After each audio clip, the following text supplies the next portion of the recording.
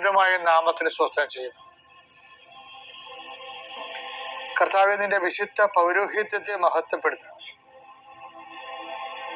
കർത്താവേ, സഭയിലുള്ള സാന്നിധ്യം ദൃഢമാക്കണമേ.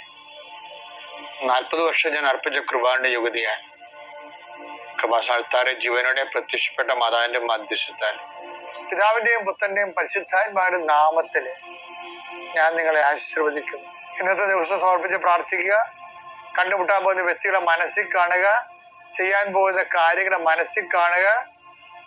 ആരെങ്കിലും തരത്തിലുള്ള നീരസമോ സങ്കടമോ അല്ലെങ്കിൽ ആരെങ്കിലും ഒരു ഭയമോ എന്തെങ്കിലും വിഷയങ്ങളുണ്ടെങ്കിൽ ആ മേഖലയിലെല്ലാം പരിശുദ്ധമ്മ തൻ്റെ നീല മേലങ്കിയാൽ അങ്ങയുടെ മക്കളെ പൊതിഞ്ഞു പിടിക്കട്ടെ എന്ന് പ്രാർത്ഥിക്കുന്നു.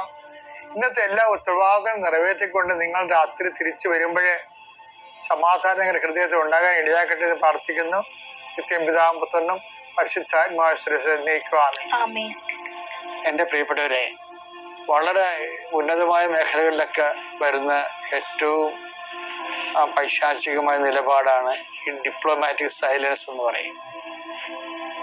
നയതന്ത്രപരമായ നിശബ്ദത എന്ന് പറയാം. വെച്ചാൽ അത് തെറ്റാണെന്ന് പറഞ്ഞാൽ മറ്റവരുടെ മുമ്പിൽ നമ്മുടെ നേരെ കഴിച്ചുകൊണ്ട് എപ്പോഴും.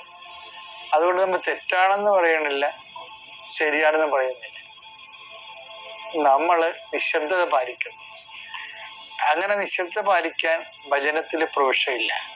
നിങ്ങളുടെ ഉത്തരം ഒന്നെങ്കിൽ യെസ് അല്ലെങ്കിൽ നോ എന്നാണ് ഈശോ പറയുന്നത്. അപ്പൊ അവിടെ ഡിപ്ലോമാറ്റിക് സൈലൻസിന് ഇല്ല, പ്രൊവിഷൻ ഇല്ല. മത്തായി 5:37 നിങ്ങളുടെ വാക്ക് അതെ അതെ എന്നോ അല്ല അല്ല എന്നോ ആയിരിക്കട്ടെ. ഇതിനപ്പുറമുള്ളത് ദുഷ്ടനിൽ നിന്ന് വരുന്നു. അപ്പൊ ഈ ഡിപ്ലോമാറ്റിക് സൈലൻസുകാരെപ്പം ശ്രദ്ധിക്കണം. അത് ദൈവത്തിൽ നിന്നല്ല ഡിപ്ലോമാറ്റിക് സൈലൻസ് വരണത്, ദുഷ്ടനിൽ നിന്നാണ്. എന്റെ മക്കളെ, ഞാനെന്ത് ഇങ്ങനെ പറഞ്ഞറിയോ? ഇത് ഉട്ടോപ്യനാണെന്ന് നിങ്ങൾക്കറിയാം. എന്നുവെച്ചാൽ ഉട്ടോപ്യൻ വെച്ച് കഴിഞ്ഞാല് ആധ്യാത്മികതയുടെ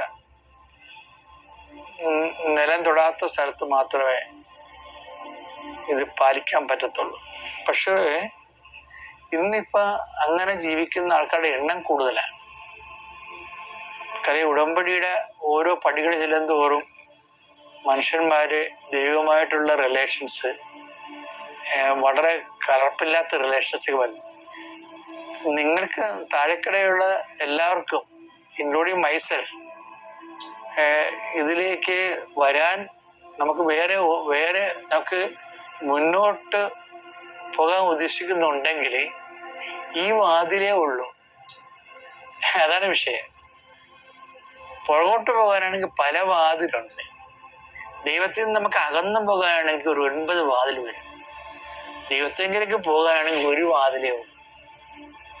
അത് കർത്താവ് പറഞ്ഞത് അത് ഇടുങ്ങിയത് കാണാന്നാ പറഞ്ഞത്.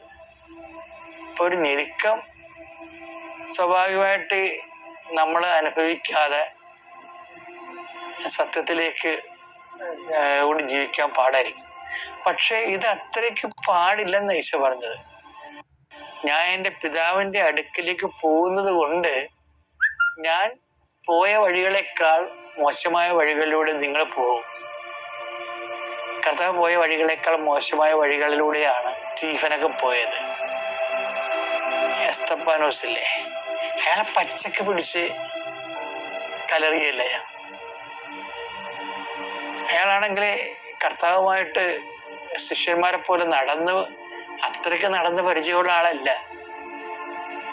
പക്ഷെ ഔട്ട്പുട്ട് ഭയങ്കരമാണ്. അപ്പോസ്തലന്മാരെക്കാൾ പിടിച്ചപ്പോൾ അപ്പോസ്തലന്മാര് ഓടിക്കളഞ്ഞില്ലേ, പക്ഷെ സ്റ്റീഫൻ ഓടിയില്ലല്ലേ. ഞാൻ കഴിഞ്ഞ ദിവസങ്ങളിൽ സ്റ്റീഫന്റെ കല്ലറയിൽ പോയി കണ്ണീരിട്ട് ശരിക്കും റോമിൽ ധ്യാനിപ്പിക്കാൻ പോയപ്പോ. സ്റ്റീഫൻ ഓടാത്തൊരു ആളാണ്, അയാൾ ഡീക്കനാണ്. എല്ലാവരും ഓടിക്കളഞ്ഞപ്പോഴും ഓടാത്തൊരു സ്റ്റീഫൻ ഉണ്ടല്ലോ. അപ്പോസ്തലന്മാർക്ക് ശേഷവും സഭ നിലനിൽക്കുമെന്നുള്ളത് നമ്മളോട് പഠിപ്പിക്കണത് അപ്പോസ്തലന്മാരല്ല, സ്റ്റീഫൻ.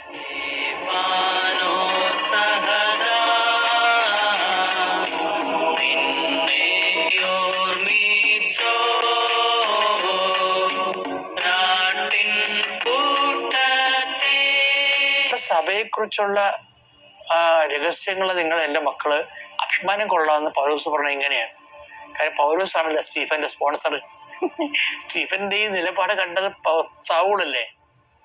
അയാൾ സ്റ്റീഫനെ കണ്ടിച്ചാണ് പറയണത് നമ്മുടെ മതത്തിന്റെ രഹസ്യങ്ങൾ മനോഹരമാണ്. അത് സ്റ്റീഫനാണ് എന്റെ മനസ്സിൽ മതത്തിന്റെ രഹസ്യം. തിമോത്തി 3:16 നമ്മുടെ മതത്തിന്റെ രഹസ്യം ശ്രേഷ്ഠമാണെന്ന് ഞങ്ങൾ പ്രഖ്യാപിക്കുന്നു. എങ്ങനെ പ്രഖ്യാപിച്ചതാണത്? സ്റ്റീഫനെ കണ്ടിട്ട് പ്രഖ്യാപിച്ചതാ. സ്റ്റീഫനെ കണ്ടല്ലേ ഇങ്ങനെ മറിയണത്. ശരിക്കും ഒരു പക്ക കൊലപാതകി മറിഞ്ഞ് സാവൂള് സെന്റ് പോളായിട്ട് മാറുന്ന ഒരു കറക്കമുണ്ട്. ആ സ്റ്റീഫൻ കറക്കി കളഞ്ഞ മനുഷ്യനെ. അതാണ് സ്റ്റീഫന്റെ മതമാണ് ഇയാളുടെ മനസ്സിരിക്കുന്ന മതം. He has not never seen Jesus. ഒരിക്കലും ജീസസിനെ കണ്ടിട്ടില്ല. ജീസസിനെ സ്റ്റീഫനെ കണ്ടോ എന്ന് നമുക്കറിയത്തില്ല. ചെറിയൊരു പാരമ്പര്യം അങ്ങനെ ഉണ്ടെന്നേ ഉള്ളൂ. പക്ഷേ സുവിശേഷ ജീവിതം, 10,000ങ്ങളുടെ സുവിശേഷ ജീവിതം കണ്ട ഒരു മനുഷ്യനാണ്. ഈ മനോഹരമാണ് മതത്തിന്റെ രഹസ്യമെന്ന് പൗലോസിനെ കൊണ്ട് പറയിപ്പിക്കാൻ വേണ്ടി പ്രേരണയായത്. എപ്പോഴും ഓർക്കണം, ഇങ്ങനെ ഒരു വിശ്വാസത്തിലേക്ക് വരാൻ കഴിഞ്ഞതിലെ ദൈവത്തോട് നന്ദി പറയണം.